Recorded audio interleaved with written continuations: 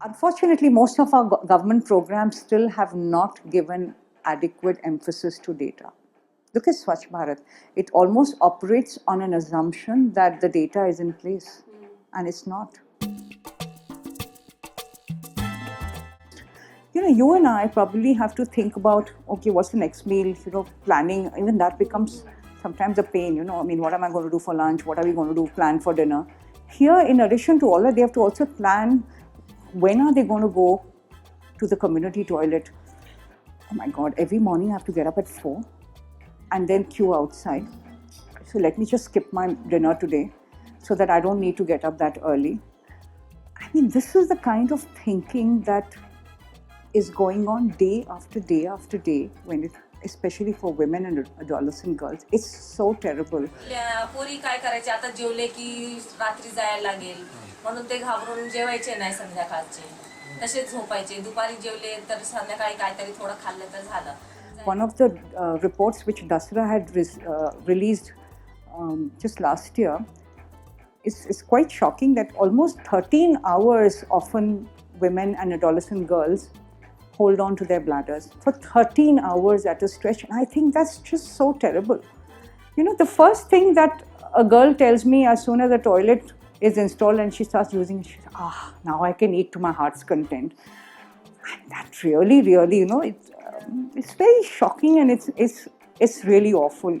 And our children don't even have to think of how much to eat or, whether there's going to be a loo to use. Things that we take on an everyday basis for granted.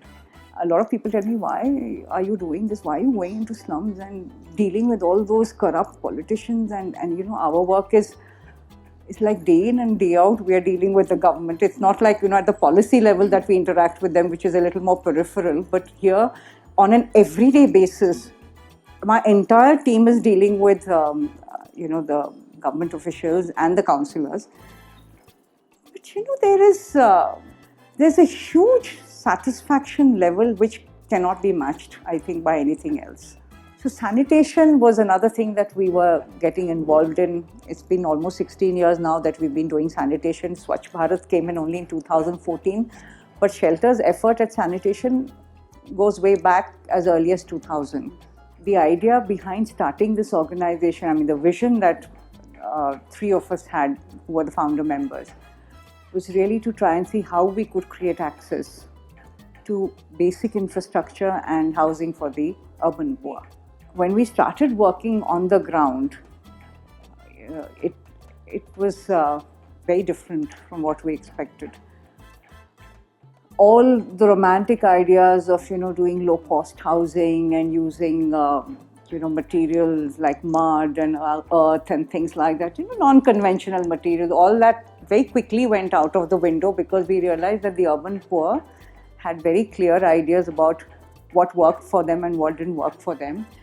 And as architects, first it was very, very important for us to understand the entire socioeconomic situation and the entire background of that slum community before we could even start thinking of making any intervention. And the first stumbling block that we met was that there was just no information, either with the cities or even within communities. So if you went into a community and said, so how many houses are there in your community? You would get a range of answers. Somebody would say, we're about 100. Somebody would say, no, we're 1,000. So they had no sense of how big their settlement was. And then we started realizing that if you don't know how many people exist, what kind of infrastructure facilities are there provided to you, then how would you know whether it's sufficient or insufficient? And if cities don't know what they have provided and they have not been tracking it or keeping a record, then how do you, that gap starts increasing, then you just have no way of bridging that gap in the delivery of all these essential services, whether it's water, sanitation, electricity. And now with this kind of gap in information that existed, the first step for us really was to put in place all the data.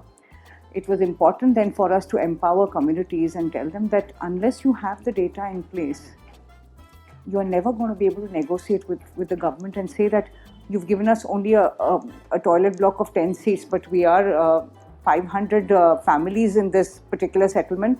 We probably need 5 times as many, blocks or seats. So once they had the data, once they had a holistic idea of where they stood vis-a-vis all these services, then we sort of asked them to prioritize what their needs were. And often we found that sanitation was a huge priority for a lot of people, and housing was a priority then. So we were using the development plan maps of the city and trying to superimpose, I would say, the slums on it, and very often we just could not, because even they were not accurate or they were not detailed enough. There were errors, and that used to be like the Bible of the municipal corporation. So if we told them that, the slums just won't sit on your maps because there are problems with this map, and they would be very, very upset. But when Google Earth was launched in 2005 and we started superimposing all this data on Google Earth and started showing them where the gaps were and the lacunas were, suddenly the city managers also started understanding that, you really needed to view data very, very critically for you to even start understanding the context within which you are going to be delivering a service. Everybody has limited resources, right? I mean, resources are not unlimited, and especially when it comes to natural resources like land, water, you have to optimize them. And if you have to optimize them, you really need to have not just a bird's perspective, a worm's perspective. I mean, you need both kinds of data. You need very detailed data. You need also a city-wide data. Even in 2001, we realized that water had been distributed very, very well within the slums. Almost 80% families had their own water connection, which was rather exceptional. Over 80% families also had their own electricity connection, which was again fairly exceptional. But very, very few families had, or less than 10-15% had their own toilet. So, we could immediately see that these kind of services were well in place. But in spite of having given individual water connections to so many families, you had lots of community water taps in every slum where precious resource was being wasted because somebody would just keep the tap turned on and water would be, just flowing and wasted, and people just didn't value it. This data helped the urban local body to start, removing them. So systematically they started, because we showed them which clusters had almost fully were covered with individual water connections. So why did you want to put a community toilet, not a community water stand post there? It was not necessary. So gradually they started taking them away in a way that helped conserve, precious resource like water. A lot of cities think that, this data thing is going to be very expensive, and so we don't want to invest in it. But once you've invested in it, you find that it leverages so many things. It actually also tells you what you should not be doing, because something already exists which you're not aware of. So don't do it. So managing budgets, very, very, smartly putting in services, all that can only happen when you have created good spatial data and you have the capacities to keep updating. Yeah. What prompted us to also think of spatial data was that we just couldn't bear to see, just spreadsheets after spreadsheets of data. Even we are very spatial people, and we want to see things laid out very spatially. So I think that was the biggest advantage we had. So as architects, when we had to deal with data, and where traditionally what they had were, drawings, or they had spreadsheets. And there was nothing that married the two. And you need to marry the two if you really need to be making any kind of sense of that data, isn't it? We looked at data as a story, and the data should be used. Otherwise, people are just gathering data, and how much of it really gets used? I mean, for instance, in Sangli, when we did all that surveys, household level survey, and the first thing that struck me was that, my God, over 50% of Sangli's poor are using biomass fuel for cooking. Whereas in Pune, over 90% have LPG cylinders. So we didn't even think too much earlier. We would give them stand-up kitchens, right? But people don't want to stand up and cook. They want to sit down and cook. So then it's a whole different thing that you need to cater to. So you want them to still have that flexibility or satisfy that need instead of suddenly giving them a solution which doesn't work for them. So we finally managed to come out with design solutions and with people's inputs, with solutions which worked for people. So all these things, we naturally sort of built it in because we had really looked at their lifestyles. And anyway, we used that data to really assess all these criteria before we even went into the design stage. In 5 months, we've built over 21,000 individual toilets in just 5 months.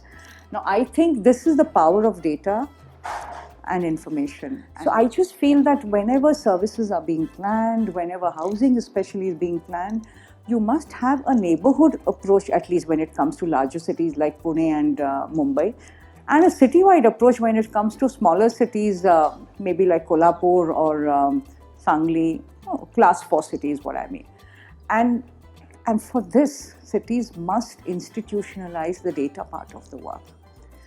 I'm so delighted, that Modi has brought this center stage because it needed to be brought center stage. It's a shame if we are the largest open defecating nation in the world. It's a huge shame, for us, and we really have to tackle this very urgently. If you want a smart city, you really should have smart data in place first. And if you don't have that smart data in place, you are never going to have a smart city. That's my take. So institutionalizing data is absolutely the first thing that they need to do. Very often when NGOs get into any communities, there is a beneficiary-benefactor kind of a relationship that somehow starts developing.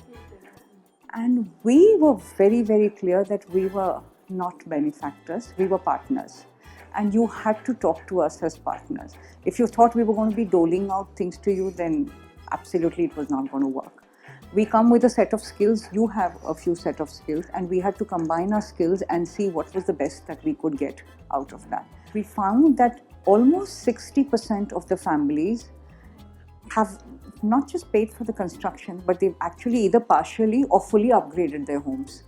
There are two things I think to it. One is that there's a perceived sense of security of tenure which comes about. When that toilet comes into your house and you're seeing that the government is actually giving it to you, then there's a security that you perceive, which also gives it that sort of an impetus. And the other thing is, yes, you're actually right. We've actually had sound bites from people saying that, we like the toilet more than the house, and I would like to spend more time in the toilet than anywhere else. I mean, we've actually had these kind of very entertaining responses from women in community who've actually said that. Very often they leverage the services of their own contractors in the community. And I have known contractors who have subsidized their rates tremendously, especially when they know that a family is genuinely poor. But this lady, she has no one. And 3 years ago, in an accident, she also injured her leg so badly that she couldn't walk after that.